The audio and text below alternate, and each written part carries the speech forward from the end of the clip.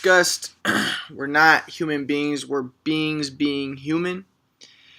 And also you mentioned the idea of dancers. We are dancers. There's the idea of Shiva. We are Shiva's dance.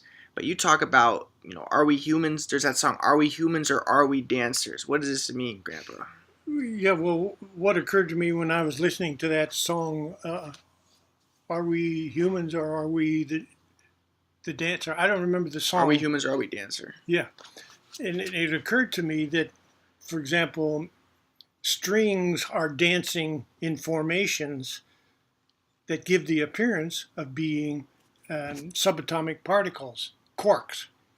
And quarks are dancing in patterns or formations that give the impression of being subatomic particles.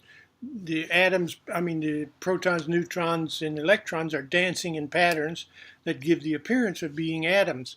And atoms are dancing in formations that give the appearance of being molecules.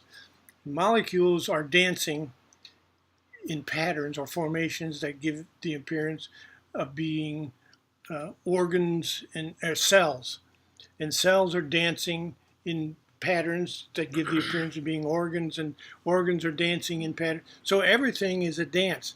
Everything is the realized potential in the synergy emerging from the creative dancing of its constituent parts. So that's the thought that came to me at that point. So we are not the dancers, we are the dance. And the dance is not a solid, it's not a solid thing. It's a pattern, it's an event, it's a happening. It's an energy event happening, giving the appearance of. We can only see this dance with our sensory apparatus. Right. So, and then you would get the idea that we're humans and we're all dancing, but then there's something beyond humans. Yeah. And that humans, it would appear that we as humans have the opportunity to upgrade our dance in such a manner that eventually the potential can be realized in the emergence of the dance that's happening beyond life or larger than life. And Christianity, in fact, all religions have an awareness of that has been, the attempt has been made to try to explain what that is, and we call it heaven or nirvana.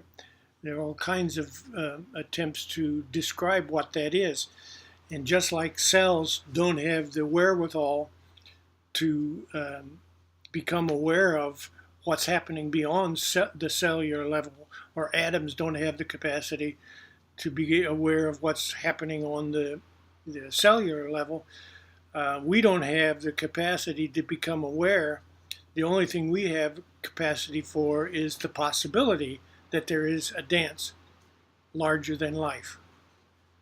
And that's what I was attempting and am attempting to communicate or ignite the hunger or the quest to understand what larger than life is. That's what my Facebook group is all about. Larger than life. So there's the cells are becoming there's the atoms are becoming the cells are becoming the organs are becoming the organisms, and then the organisms are becoming what's larger than life. Yes. What's beyond life. So do you want to talk about Teilhard de Chardin and his ideas in the memosphere and the noosphere and all of that? Do you want to talk about that right now? Yeah, that's what I was attempting to articulate, and I think quite effectively. He called it the noosphere, that human beings are here as, he didn't use this, but as I would call it, dancing energy events, and we are discovering ideas, and our ideas are enriching the atmosphere. They're developing the potential. This noosphere is the gestating womb that's elevating the potential for the emergence of I forget the words that he used, but his idea of the kingdom of God, that that as we continue to enrich the atmosphere with new understanding, new insights, and new ways of being together, that we are enhancing the potential for that potential to be realized in the emergence of what's larger. So the nuos, what is the noosphere and what is the memosphere and what are memes and Memes are ideas, insights, and that's what I think Teilhard was calling the noosphere, Noos sphere. He had the same idea as the meme sphere, but he called it the noosphere. do you want to get deeper into that or? So what No, about the morphogenetic field? You used to talk about the morphogenetic field and also like the monkeys and the 100th monkey or also the rats going through the maze and everything. Do you yeah, want to well, talk about? that's another expression of the same idea that when the atmosphere or the memosphere becomes so enriched by certain kinds of ideas, then those ideas spread spontaneously. The potential in those ideas is realized once once you reach the 100th monkey. The potential is realized in all monkeys becoming aware of that particular idea or pattern or whatever. So oh, go ahead. Go. So what is it though with the monkeys that there's like 99 monkeys and they Yeah, some you teach.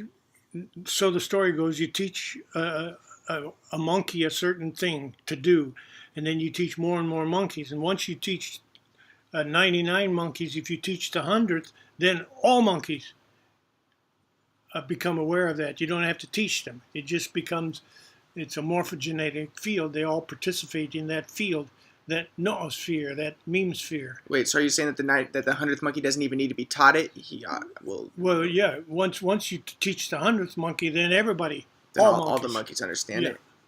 yeah, So there was studies right with rats that if you have a rats go through the maze enough times and they start to figure out how to get through the maze. Have you heard of that with the yeah, morphogenetic field? yeah. What was that? Same thing, same thing. That once a certain number of rats learn the skill of navigating the maze, then all can tap into that awareness, that knowledge of how to do it. So is there a relationship between this morphogenetic field? So you're saying there's a relationship maybe between that and the noosphere, maybe like the flow or heaven or Yeah. any of this? Yeah. What is it? Well, Or the oneness of things or what? yeah, or all of the above. Mm. See, these are all different ways of articulating a growing awareness that all is one. So I remember that quote that you would talk about the mask, or that so intently do we practice being human. Remember that quote so intently, and then also what was that one about the mask that we put on the mask and we play the part? And what were those Yeah, quotes? yes. Well, the first one is so intently do we practice who we think we are that we begin to believe the act. Over who we really are. Yeah, to whom we prefer the act to being who we really are. So intently do we practice who we think we are that we prefer the act to being who we really are. Mm. And then I think it was Alan Watts who said he had this conversation. Who are you? Somebody asked him, "Who are you?" And he said, "I'm traveling incognito." Oh no, I don't forget how it starts, but he said, "I'm traveling incognito," and the other person said, "What do you mean incognito? How are you disguised?" He said, "I'm disguised as myself." And the guy said, "What do you mean disguised as yourself? That's who you really are." And Watts said, "See, I fooled you completely." So what does that mean, Grandpa? Well, so intently do we practice the act that we can fool people into believing that's who we really are. See, I can fool people into believing that I'm Bob Merkel and I have all of this wonderful wisdom. You can fool people into believing that you're Ryan Merkel and you're a great basketball player and you're the inventor of the quadrant model. You can fool people into believing that. In fact, you can even come to believe that. But what am I really then? Yeah, that's the question. So what am I really? The flow? do you think? I'm the quadrant. I'm energy. I'm being. What? See, I all of am. the I yeah, am. What? that's closer. Uh, I am ising. uh. And that's closest to the flow, typical Yes, realization. yes. So what is Jesus? He is ising. Same thing as me. Yeah, And everything is. yeah. Everything's the dance. It's an energy events dancing in patterns, giving the appearance of being something else. Do you want to go any deeper into this idea? That's probably enough for this one. Okay.